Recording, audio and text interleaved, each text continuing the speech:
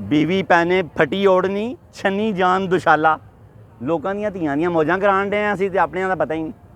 اس لیے حق کی طرف آ جاؤ, حجاب ہٹا دو کو اللہ کا دیدار ہو جائے گا. اور بیویوں سے بہت محبت کیا کرو. حضور جب حضرت عائشہ پاک کو بلاتے تو پتہ کیا کہتے؟ یا روحی.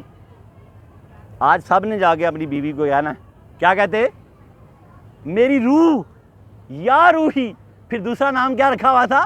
یا حمیرہ. روحی بھی کہتے تھے. یا روحی اپنی بیوی سے کتنی محبت کرتے تھے. یا روحی. اور بیوی بھی بڑی بادشاہ تھی, ہماری ماں ہے. کہتی ہے میں نے کبھی سر انور نے حضور کا گود سے اتارا, حضور سوتے ہی میری گود میں تھے. ہم کتنے بد نصیب ہیں. خدا کی قسم مجھ سمیت بتاؤ کوئی اپنی بیوی کی گود میں سویا ہو آج تک؟ بتاؤ یار, کون ہیں ہم؟ کیا ہیں ہماری بیویاں؟ کس کے ماننے والے ہیں؟ عائشہ پاک کی ماننے والی ہیں؟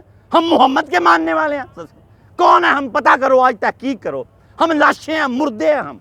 یہی حجاب داتا صاحب ہم سے اتارنا چاہ رہے ہیں. حجاب موت ہے.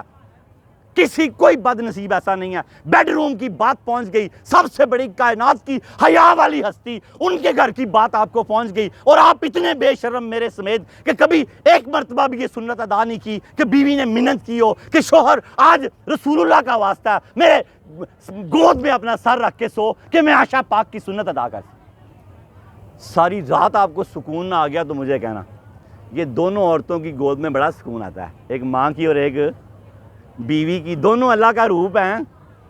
ماں تو پھر بھی سر رکھ ہی لیتی ہوگی, بیوی کا اللہ ہی حافظ ہے.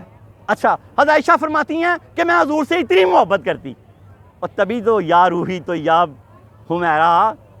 ایک دن گھر آئے, فرمایا یا رسول اللہ بڑا سر درد ہو رہا ہے. فرمایا عائشہ مجھے دے دو سارا درد.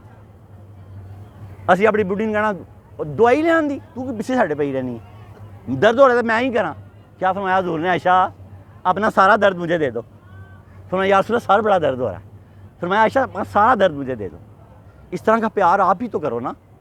اب عورتوں کو اللہ اور اس کے نبی کا واسطہ ہے, عائشہ جیسا پیار دو شوہر کو رضی اللہ تعالیٰ عنہ, اور شوہر سے پیار لو محمد رسول اللہ جیسا. آپ فرماتی ہیں حضور میری گود میں اپنا سر انور رکھتے تو وحی کا نزول ہو جاتا, لگتا قریب میری ران ٹوٹ جائے گی. میں حضور سے اتنی محبت کرتی, ران ٹوٹنے کو برداشت کر لیتی, سر انور نہ اتارتی گود سے.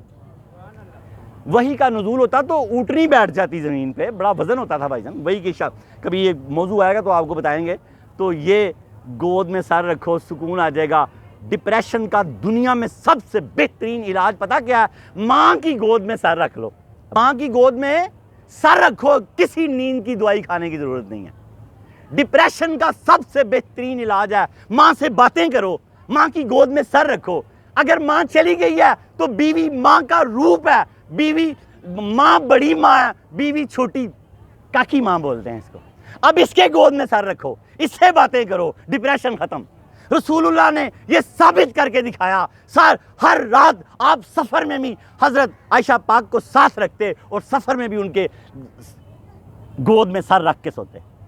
وہ جو ہار والا واقعہ ہوا تو وہ حضرت بکر صدیق جب اندر آئے, یاد کرو نا, تو آپ سر رکھ کے سو رہے تھے, تو حضور اب جگا بھی نہیں, حضرت بکر صدیق جگا بھی نہیں سکتے, اور بیٹی سے ناراض بھی ہو رہے ہیں. اور کیسے ہو رہے ہیں یہ دیکھو,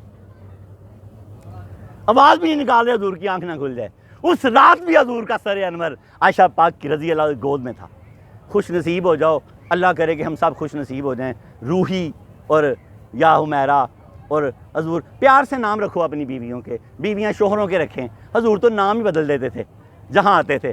یثرب میں آئے تو مدینہ کر دیا, عائشہ پاک کو روحی کر دیا, حمیرہ کر دیا.